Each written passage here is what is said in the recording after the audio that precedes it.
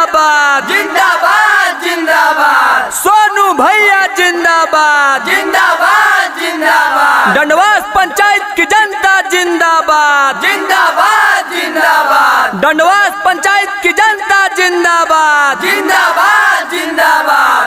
दारू मुर्गा धोखा है, धोखा है, धोखा है, दारू मुर्गा धोखा है, धोखा है, धोखा है। काम करने वालों को देना एक मौका है, काम करने वालों को देना एक मौका है। सोनू भैया जिंदाबाद जिंदाबाद जिंदाबाद। सोनू भैया जिंदाबाद जिंदाबाद जिंदाबाद। जी हाँ मतदाता साथियों, ग्राम पंचायत डंडवास से मुखिया पद के भावी प्रत्याशी सोनू भैया को अपना बहुमूल्य वोट देकर भारी से भारी मतों से विजयी बनावे और कामयाब बनावे। कौनो ऐसन गाँव अउरी घर नइखे जहाँ सोनू भैया के लहर नइखे,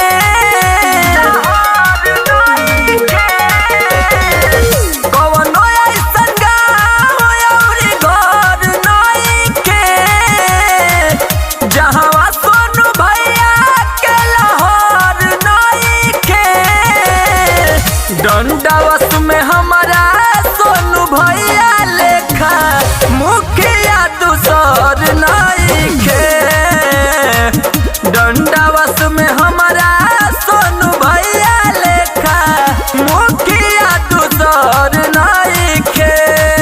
अरे ठीके कहले ब्यास, डंडवास पंचायत में सोनू भैया के जोड़ा नहीं खे। दारू मुर्गा धोखा है, धोखा है, धोखा है, दारू मुर्गा धोखा है। धोखा है, धोखा है। जी हाँ मतदाता साथियों, डंडवास पंचायत से सोनू भैया को भारी से भारी मतों से विजयी बनावे। ढेर दिन सहला अब ना रही मजबूरी, एही से तलब की बदलाव बा जरूरी। तनी हमारा सोनू भैया के मत भूलिए ए चाची।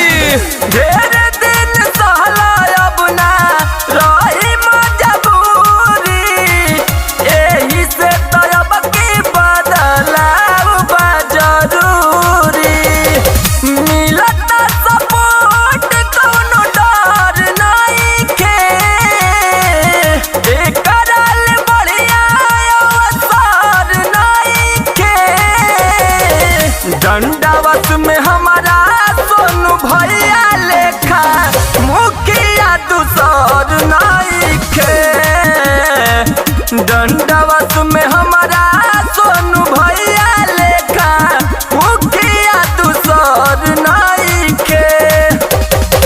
सरफरोशी की तमन्ना अब हमारे दिल में है, देखना है जोर कितना बाजुए का दिल में है।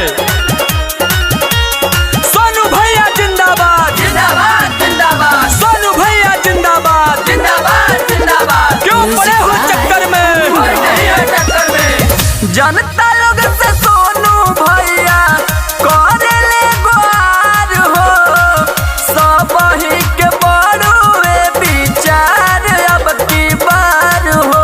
ए भैया ए दीदी, अरे सोनू भैया हमार बड़ा मिलनसार हवे हो। जनता लोग से सोनू भैया करेले गुहार हो, सब ही के बड़ुए विचार अब की बार हो।